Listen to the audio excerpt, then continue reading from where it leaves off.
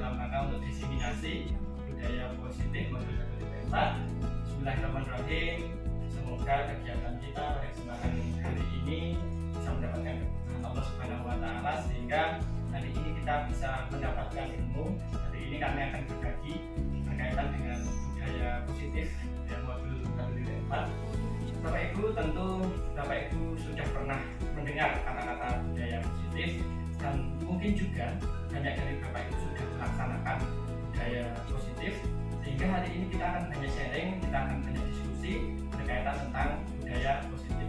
Bapak Ibu yang luar biasa, di sini ada skema, ada peta tentang disiplin positif, dimulai dari disiplin positif dan nilai-nilai kebajikan universal, teori motivasi, hukuman dan penghargaan, restitusi.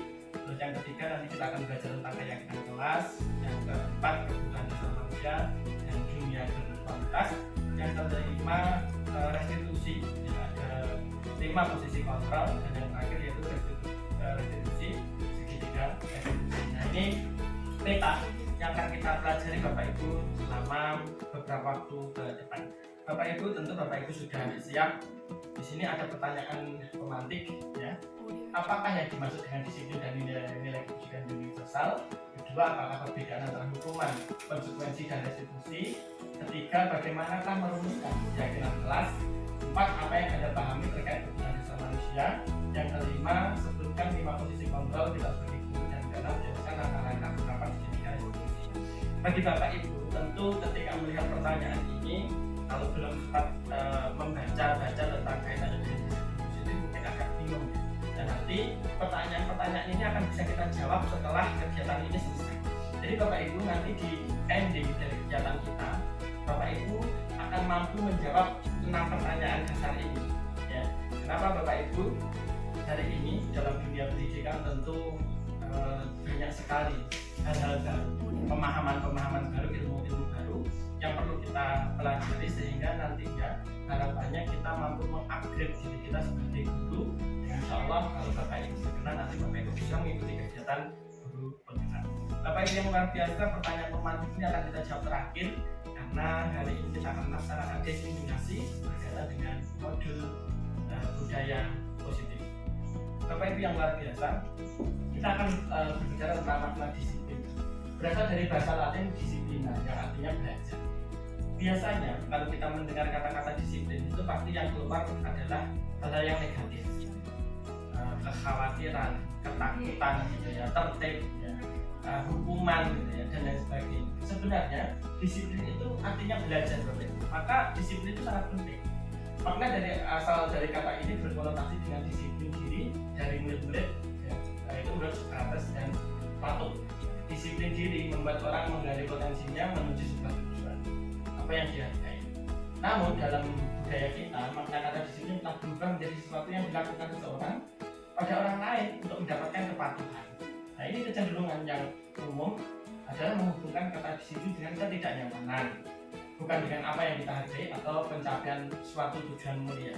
Nah, ini Bapak Ibu, kita harus meluruskan persepsi tentang makna disiplin yang sebenarnya adalah artinya belajar dengan pemahaman kita yang sebelumnya yang menakutkan tadi, hal yang negatif, ya, hukuman dan lain sebagainya. Bapak Ibu, ada nilai-nilai kebajikan universal yang perlu kita pelajari. Apa itu kebijakan universal?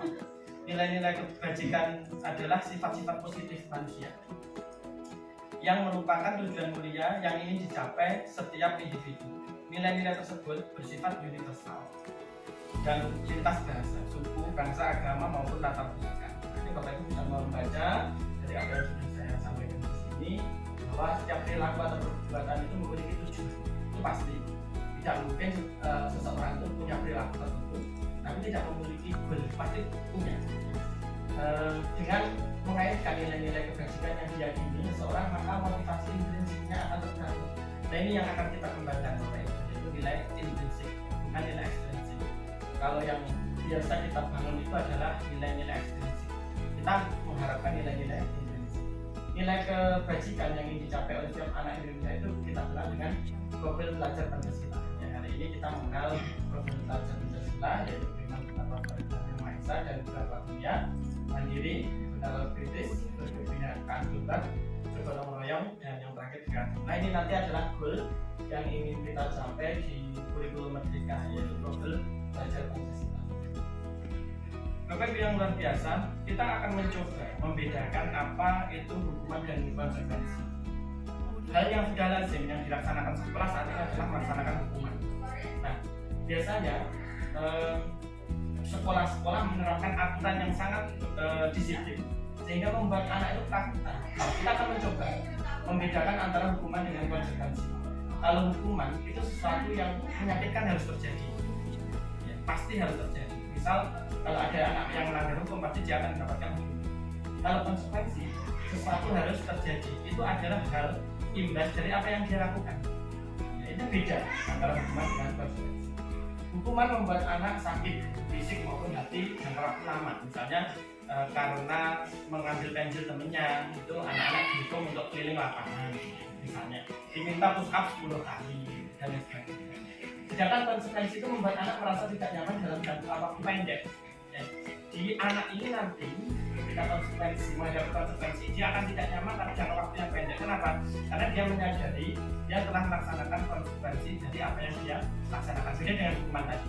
Kalau hukuman tadi bisa jangka waktunya lama, mengingat-ingat oh dulu saya dipenjara, oh dulu saya dihukum, oh saya dulu disuruh push up, disuruh lari lapangan dan sebagainya. Selanjutnya, anak membenci kedisiplinan. Itu hukum itu. Pasti setiap anak itu benci dengan kedisiplinan, karena disiplin itu bersifat menekan. Sedangkan konsekuensi itu anak menghargai disiplin karena itu sudah menjadi kesepakatan mereka. Hukum itu bersifat paksaan, sedangkan konsekuensi itu bersifat stimulus tanggapan. Hukuman mendorong anak menyakiti diri sendiri, konsekuensi mendorong anak agar tidak menyesuaikan dirinya sendiri. Hukuman merupakan konsep diri yang buruk, sedangkan konsekuensi konsep diri yang baik. Hukuman anak belajar untuk menyembunyikan kesalahan, konsekuensi anak belajar untuk memaafkan. Hukuman marah, merasa bersalah, dipermalukan, merasa tak dihargai, kehilangan hak, dibuat tidak nyaman, diasingkan untuk sementara ini konsekuensi. Nah, kita sudah mengetahui perbedaan antara hukuman dan konsekuensi. Maka kita akan belajar bagaimana cara kita mengalihkan antara hukuman dengan konsekuensi dalam bentuk restitusi. Restitusi itu adalah proses menciptakan kondisi bagi murid untuk memperbaiki kesalahan mereka, sehingga mereka bisa kembali pada kelompok mereka dengan karakter yang lebih kuat.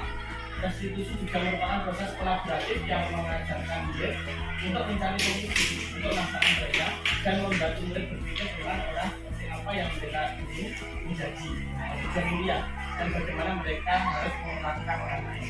Jadi restitusi ini lebih kesadaran dia dalam memahami perilaku yang dia laksanakan itu salah atau tidak. Bagaimana cara dia untuk bisa menyelesaikan masalah itu, ini ada di restitusi. Nah, ini ada identitas gagal dan identitas sukses. Identitas gagal itu berupa hukuman, identitas sukses itu berupa konsekuensi dan restitusi. Ini Bapak itu nanti bisa membacanya secara sendiri. Ini tidak jauh berbeda dengan yang sudah saya sampaikan tadi, berkaitan dengan hukuman atau konsekuensi. Ciri-ciri restitusi Bapak, yang pertama bukan untuk menebus kesalahan, namun untuk belajar dari kesalahan. Kedua, memperbaiki hubungan. Tiga, tawaran bukan paksaan. Empat, restitusi menuntut untuk melihat ke dalam hati. Yang kelima, restitusi mencari kesimpulan dasar yang mendasari tindakan. Yang keenam, restitusi diri adalah cara yang paling baik. 7, restitusi fokus pada karakter bukan tindakan. 8, restitusi fokus pada solusi. 9, restitusi mengendalikan murid yang bersalah pada kelompok. Jadi goal terakhirnya, ini yang paling penting adalah kita mampu mengelola anak yang bersalah tadi untuk kembali ke kelasnya, untuk bisa bergabung kepada komunitasnya lagi dan lebih semangat dan menyadari bahwa kesalahannya itu bisa diperbaiki.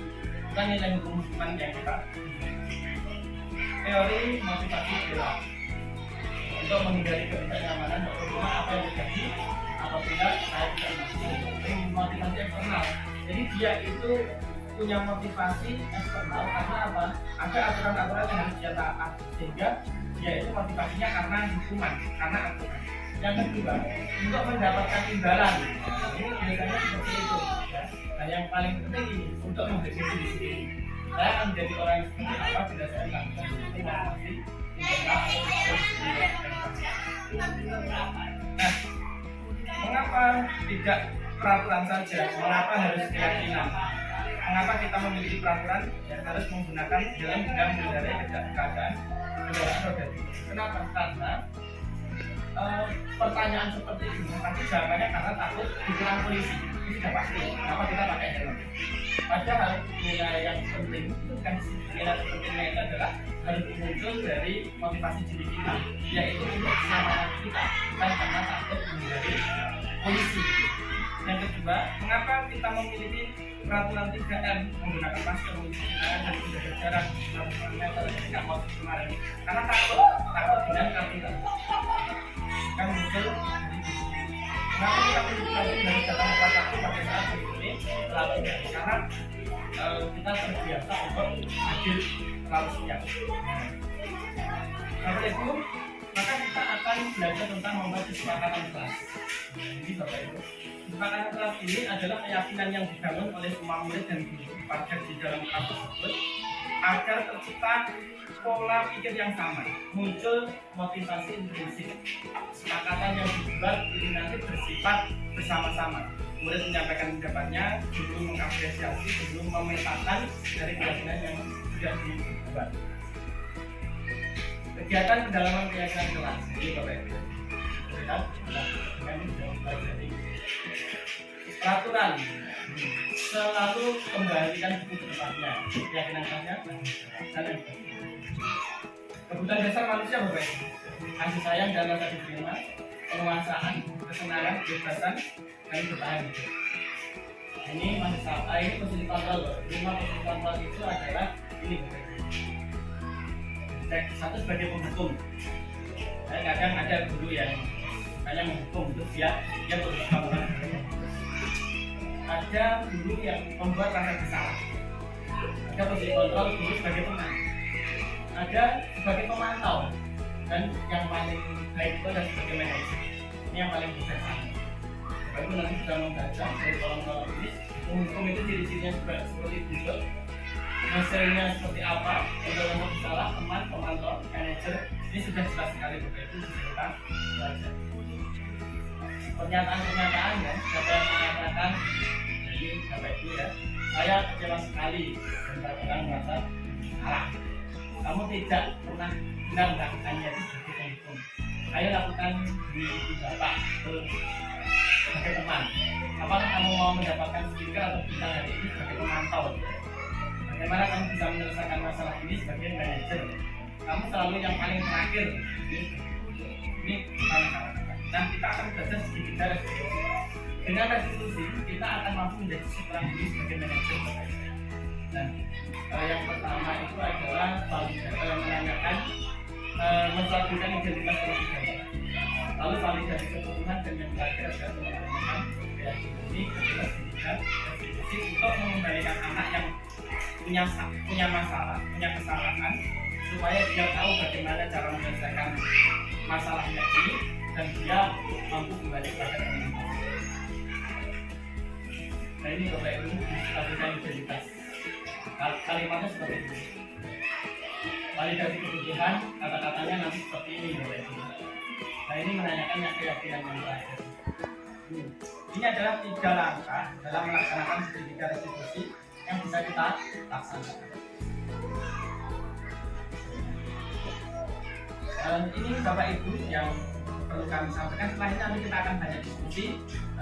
Diskusi nanti akan kita laksanakan setelah pertemuan ini yang kedua. Nanti kita akan banyak belajar lagi tentang modul dari Unpad yaitu budaya positif. Sekian dari saya, silahkan break dulu. Assalamualaikum warahmatullahi wabarakatuh.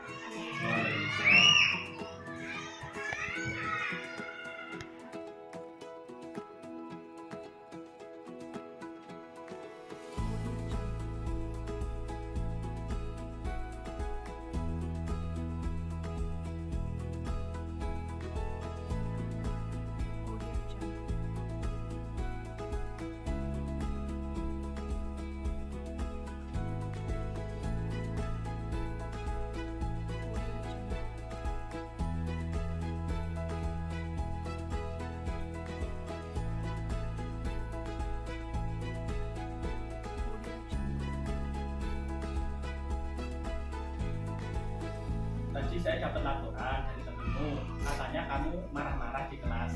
Iya Pak, karena temanku manggil namaku pakai nama ayahku. Aku jadinya kan kesel.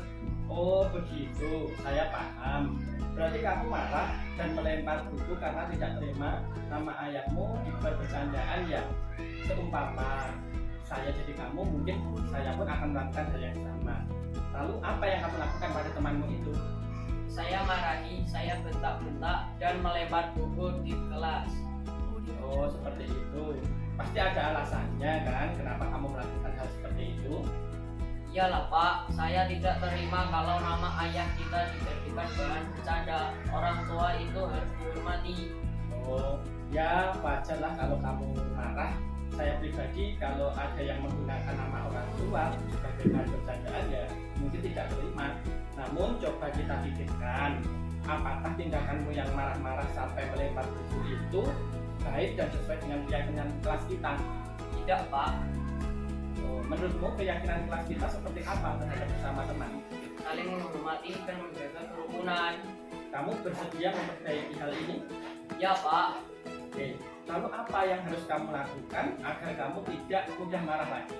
harus bersabar, istighfar, dan melaporkan kejadian yang tidak sesuai keyakinan kelas kepada guru dan tidak boleh mengambil tindakan mengguru sendiri.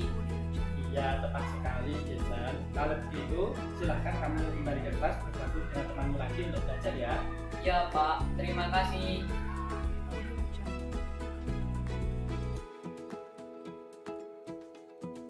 Assalamualaikum warahmatullahi wabarakatuh.